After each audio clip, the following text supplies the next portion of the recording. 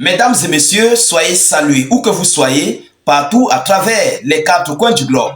Alors, c'est la panique générale du côté de l'Europe par rapport à cette grosse menace que le chef d'État américain, M. Donald Trump, a envoyée à l'Europe.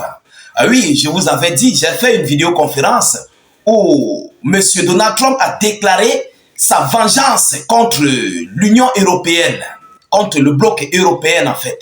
Alors, face à cette annonce, la communauté européenne du côté de Budapest ont complètement fait un appel de désespoir au chef d'État américain nouvellement élu.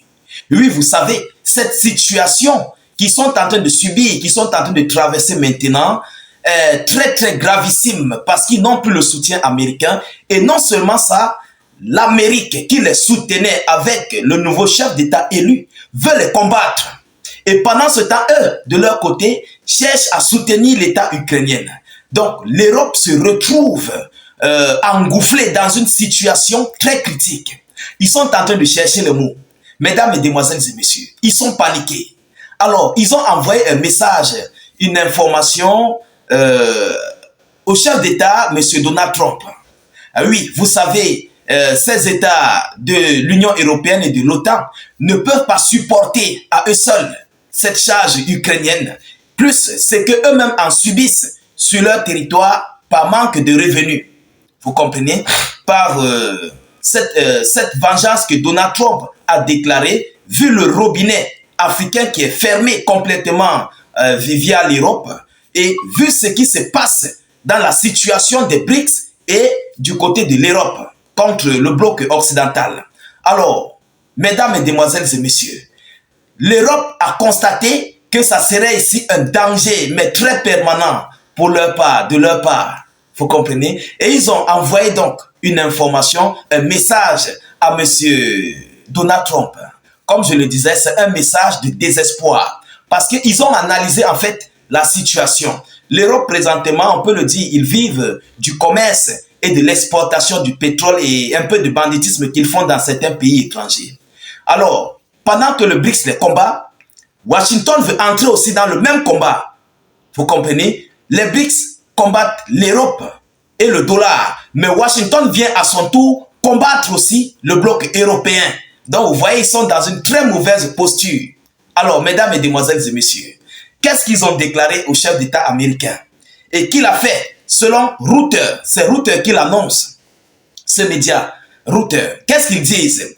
Les dirigeants européens ont appelé Donald Trump à éviter les guerres commerciales. Parce qu'il a dit, il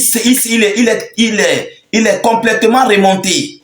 Parce que les Européens viennent vendre les véhicules aux États-Unis d'Amérique. Ils vendent tout aux États-Unis d'Amérique, mais les Américains ne parviennent pas à le faire. Ils font la surfacturation. Vous comprenez? Ils ne donnent pas en fait un avantage aux Américains de le faire aussi. Donc, c'est donc par rapport à cela qu'ils ont envoyé ce message. Les dirigeants européens ont appelé Donald Trump à éviter les guerres commerciales parce qu'ils ont compris que ce que le chef d'État a envoyé est une très mauvaise bombe pour eux. Et oui, c'est une bombe à retardement. Ils seront contrecarrés de tous les sens. Du côté de l'Afrique, ça ne donne pas. Avec les BRICS, ça ne donne pas. Et maintenant, Washington vient encore, il bloque. Du côté de la Chine, la Corée du Nord, c'est bloqué, c'est calé. Qu'est-ce qu'ils vont faire? Donc voilà où ils se retrouvent. Alors, selon les informations, ça s'est passé à Budapest.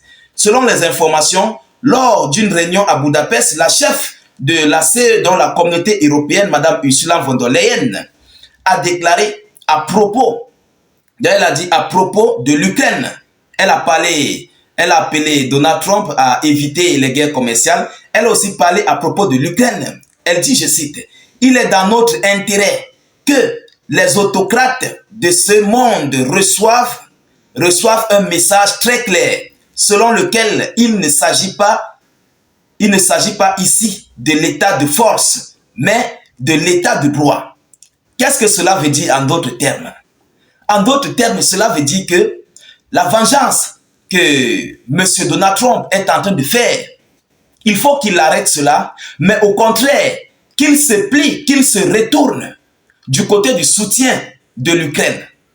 Vous comprenez? Il ne faut pas qu'ils viennent avec la force parce qu'eux, ils ne sont pas pour la force, mais ils ont besoin du soutien. Et le soutien à qui? À l'Ukraine.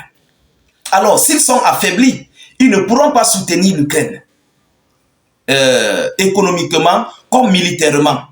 Vous comprenez? C'est pourquoi elle dit, il est dans notre intérêt que les autocrates de ce monde reçoivent un message très clair selon lequel il ne s'agit pas ici de l'état de force, mais de l'état de droit du côté de l'Ukraine. Alors, mesdames, mesdemoiselles et messieurs, c'est un message fort, très codé. Et qu'est-ce que le secrétaire général de l'OTAN a déclaré? Le secrétaire général de l'OTAN, M. Mark Rutte, a appelé à considérer l'Ukraine comme un problème non seulement pour l'Europe, et il a qualifié le partenariat entre la Russie et la République populaire de Chine de menace non seulement pour la partie européenne de l'OTAN, mais aussi pour les États-Unis d'Amérique. Donc, en d'autres termes, cette annonce, cette menace si dangereuse de M. Donald Trump, ils veulent la contrecarrer. Ils veulent dire à M. Donald Trump que ce n'est pas nous, tes adversaires. Ce ne sont pas nous, tes adversaires, ce n'est pas l'Europe. C'est la Chine, la Russie, l'Iran, la Corée du Nord. Ce sont eux qui nous combattent. Vous comprenez? Donc, on fait tous face à un même ennemi commun. C'est pourquoi le secrétaire général de l'OTAN a appuyé aussi de sa part. Donc, ils sont en train de chercher les voies et moyens pour contrecarrer cette vengeance de M. Donald Trump par rapport à la situation géopolitique actuelle. Alors, mesdames, mesdemoiselles et messieurs, ils sont dépassés parce que Donald Trump est complètement remonté. Je vous l'ai dit, face à l'Allemagne, face à la France, face à tous ces gens, Donald Trump est très remonté et totalement remonté. Et oui, il est même d'ailleurs en train de prendre les décisions concernant l'Ukraine. Je viendrai avec les décisions que le chef d'État américain est en train de prendre contre l'Ukraine. Ce n'est pas bon. Ce n'est pas bon. Le bureau américain, le bureau du chef d'État américain est en train de travailler là-dessus. Et c'est très lourd. Ça pèse, mais énormissime sur l'État ukrainien.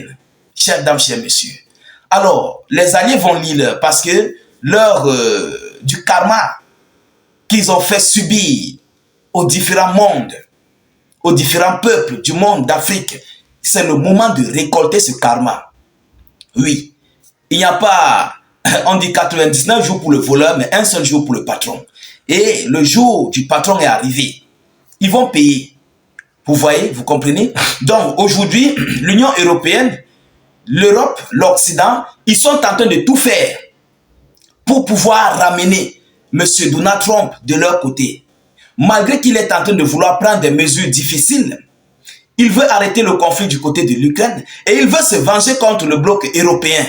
Donc, pour les Européens, ils vont tout perdre. Les Européens vont tout perdre, tous leurs sacrifices. Donc, face à cette situation, on dit pour retirer le ver blanc du tronc, il faut l'enlever avec un doigt tendre. Si le doigt est dur, tu vas couper le ver blanc dans le tronc. C'est ce que le bloc européen est en train de faire. Et oui, ils sont en train de retirer M. Donald Trump du trône de Raffia, petit à petit, mais avec un doigt de douceur. Parce que s'ils forcent, ils risqueront de tout gâter. Ils connaissent leur situation, ils connaissent leur position. Vous comprenez? Et c'est cette position-là qu'ils craignent le plus. Et c'est une position très critique. Pourquoi? Si M. Donald Trump s'aligne avec la Russie, il y aura manne pour l'Europe. Et c'est cette position-là qu'ils craignent. Ils savent ce qu'ils ont fait à Donald Trump lors du règne de M. Joe Biden. Et c'est cette vengeance qu'ils sont en train de craindre. Vous comprenez? C'est pourquoi ils appellent le chef d'État américain de ne pas lancer une guerre commerciale. Parce qu'ils savent que si le chef d'État américain lance une guerre commerciale, ça va les affaiblir économiquement. Et face à la situation russo-ukrainienne, ils seront incapables de subvenir aux besoins militaires, financiers du côté de l'Ukraine. Voilà la situation. Mesdames, mesdemoiselles et messieurs, c'est une grosse panique du côté du bloc européen et partout dans l'OTAN. Ah oui, on attend voir ce qui va se passer. Vous savez, parfois c'est la politique, mais on ne sait jamais ce qui se prépare. Alors, partagez la vidéoconférence partout à travers le monde. sécurisez la vidéo avec beaucoup de j'aime et suffisamment de cœur. N'hésitez pas de cliquer sur le lien de notre chaîne YouTube qui est très favorable. Je vous prie d'aller vous abonner à la chaîne YouTube. Là-bas, les vidéos sont très propres et les commentaires, les partages sont illimités, contrairement à Facebook. Donc, allez-y cliquer sur le lien. C'est juste dans notre... c'est un commentaire dans notre page Facebook. Cliquez là-dessus. Abonnez-vous. Cliquez sur le lien et vous vous abonnez. Vous comprenez? Donc, dès que vous l'avez fait, n'hésitez pas de cliquer sur la cloche de notification pour ne plus rater nos prochaines émissions. Laissez beaucoup d'avis en commentaire et surtout, tâchez s'il vous plaît, de grâce, de partager la vidéo dans tous les groupes, WhatsApp, Facebook, Instagram, Messenger.